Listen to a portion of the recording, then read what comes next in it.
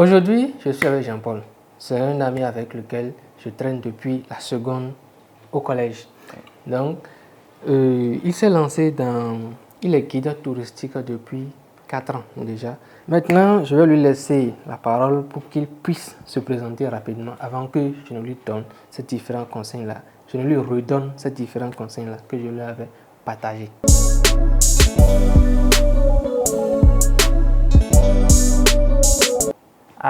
Alors moi c'est Jean-Paul Rondaillon, je suis guide opérateur touristique ici au Bénin et j'organise des circuits, des tours au Bénin, au Togo, au Ghana, en Côte d'Ivoire et au Nigeria. Donc j'ai la chance ou le privilège d'avoir un ami que vous connaissez, Edouard Sosa, qui m'a donné quelques astuces il y a quelques mois de cela par rapport à comment je peux gérer mon business, mais sur les réseaux sociaux tels que TikTok et YouTube. Bon, conseil que je n'ai pas vraiment mis en application pour le moment à cause de plusieurs raisons, mais je pense que comme tout débutant, c'est d'abord avant tout la peur de s'engager sur un chemin inconnu. Donc, à nous tous, je pense que toute personne qui, quand même, à un moment donné de sa vie, a l'audace de vouloir entreprendre quelque chose de nouveau, fait forcément face à cela. Et ce n'est qu'après avoir vaincu cette peur-là de commencer qu'on réussit finalement à se développer et à atteindre les objectifs qu'on se serait fixés. Donc, en ce qui me concerne personnellement, je traîne encore les pas et je pense que d'ici les quelques mois à venir, je vais déjà avoir quand même un grand nombre de contenus sur ma page, ma chaîne YouTube et ma chaîne TikTok. On l'espère, on l'espère. Il y a de cela quelques mois, je lui ai montré les astuces qu'il va devoir utiliser pour se lancer sur TikTok et sur YouTube pour en fait se donner la possibilité d'atteindre un public beaucoup plus large pour peut-être se créer un portfolio de clients beaucoup plus élargi en fait. Donc, dans cette vidéo, il faut déjà savoir qu'il n'a pas mis en application ces conseils-là parce que déjà, il a peur de se lancer sur les réseaux sociaux. Parce que déjà, il se pose des limites, il se dit déjà que il n'a pas les équipements nécessaires pour faire tel ou tel autre type de vidéo. Donc, dans cette vidéo, je vais juste réitérer ces conseils-là que je lui avais donnés, mais tâcher de les filmer pour que d'autres personnes qui ont ce type de problème-là, qui se disent en fait qu'ils ne sont pas encore prêts pour se lancer sur les réseaux sociaux, de faire connaître leur business, puissent se rendre compte que les réseaux sociaux vont te permettre d'élargir ton portfolio client, ton portfolio de prospects. Puisqu'il est dans le domaine du tourisme, je lui ai conseillé essentiellement de faire des vidéos conseils, de faire des vidéos astuces. Par exemple, puisqu'il couvre plusieurs pays comme le Ghana, la Côte d'Ivoire, le Togo, le Bénin et le Nigeria également. Il peut par exemple se mettre devant la caméra et dire par exemple, aujourd'hui, je vous amène à la découverte des lieux insolites à voir au Bénin, au Togo, au Ghana, au Nigeria ou au Bénin, au Togo, au Ghana, au Nigeria ou en Côte d'Ivoire. Donc, ça va être à lui en fait, puisqu'il parcourt ces différents lieux-là, de cibler les lieux les plus insolites et de les présenter à son public. Il n'est pas obligé en fait, puisque c'est ce qu'il se dit, il se dit qu'il va devoir en fait parcourir ces différents lieux, filmer ces différents lieux pour en fait toucher un public plus accentué, enfin pour proposer un contenu de qualité. Et moi je lui dis qu'il n'a pas en fait besoin de parcourir, de sortir en fait du Bénin à chaque fois pour présenter ces lieux. Il peut trouver en ligne sur internet des photos de ces différents endroits. Si ce n'est pas le cas, il a tout simplement à parler de ces différents endroits-là et que ça marchera très bien. Lorsque l'occasion va se représenter une autre fois pour qu'il en fait aille à la découverte de ces différents lieux, il pourra faire des photos s'il n'en avait pas encore. Donc, c'est cette limitation-là, il y a cette astuce-là qu'il peut utiliser pour couvrir ça. Il y a l'autre limitation également où il se dit qu'il doit obligatoirement avoir des appareils de qualité excellente pour faire des vidéos. Il peut tourner ses vidéos avec par exemple son smartphone. Pas besoin forcément d'avoir un micro pour le faire.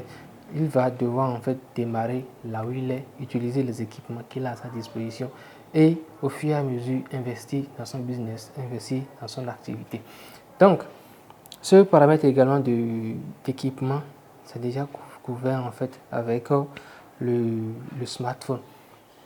Et quel autre type de contenu il pourrait bien proposer? Il pourrait par exemple dire dans ses vidéos qu'il amène les gens par exemple à la découverte des activités qu'ils pourraient faire lorsqu'ils visitent tel ou tel autre pays, ou des comportements à tenir, comportements civiques à tenir lorsque vous visitez le Bénin, la Côte d'Ivoire, le Ghana, ces différents pays-là qu'il couvre.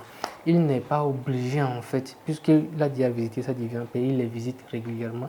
C'est juste que mon gars, il n'a pas l'habitude de prendre des photos. Ça, c'est son défaut, ça. Donc, ça va être à lui de trouver en fait le moyen de rendre ce contenu intéressant. Et s'il les publie réellement sur TikTok ou sur YouTube à travers les shorts, il a la possibilité de toucher pas mal de personnes et d'élargir son portfolio. Toi également qui me suis, peut-être que tu as ce problème-là de te lancer sur les réseaux sociaux. Tu te dis que tu n'es pas encore prêt, que tu as tu as besoin de tel autre équipement, tu as besoin de tel autre outil. Sincèrement, c'est juste une limitation que tu te poses. Je vais te préciser que si tu démarres maintenant, dans 1 mois, dans 2 mois, dans 3 mois ou carrément dans 6 mois, tu ne serais même plus à ce niveau-là où tu es actuellement. Tu vas dépasser tes limites, tu vas dépasser tes peurs, prendre beaucoup plus la possibilité, enfin gagner beaucoup plus de confiance en toi pour prendre la parole devant la caméra, gagner beaucoup plus de confiance en toi pour rédiger déjà un script bien parfait, un script de qualité et trouver beaucoup plus rapidement des idées de contenu à proposer à ta communauté. Et si tu es persistant, si tu persistes à publier tes vidéos là, tu vas te rendre compte que en 6 mois, tu pourrais facilement passer de 0 abonnés à 1000, 2000, 3000, 4000, voire les 100 000 abonnés en 6 mois. Il suffit de mettre en application les astuces qui correspondent, de proposer des contenus qui marchent bien dans ce domaine et tu vas voir que ça va te coller très facilement, très rapidement.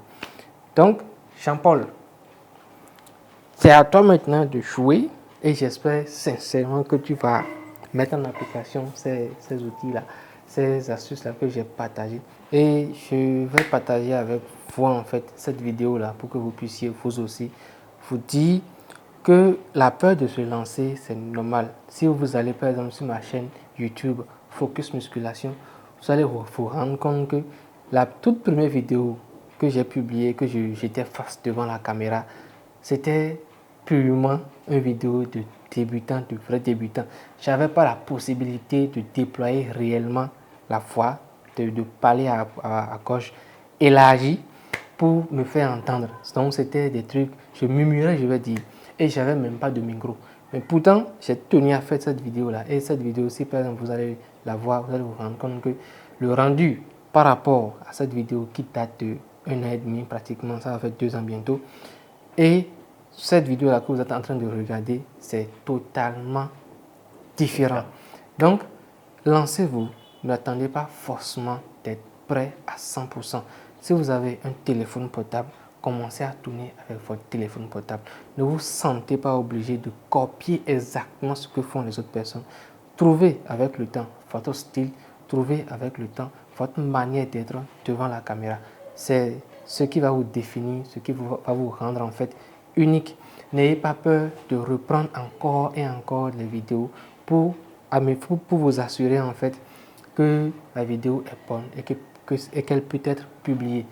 Si vous bégayez devant la caméra, assurez-vous lorsque le bégaiement est beaucoup trop ou bien que vous perdez, assurez-vous tout simplement de reprendre cette partie-là à chaque fois pour que la vidéo à la fin soit de qualité bonne.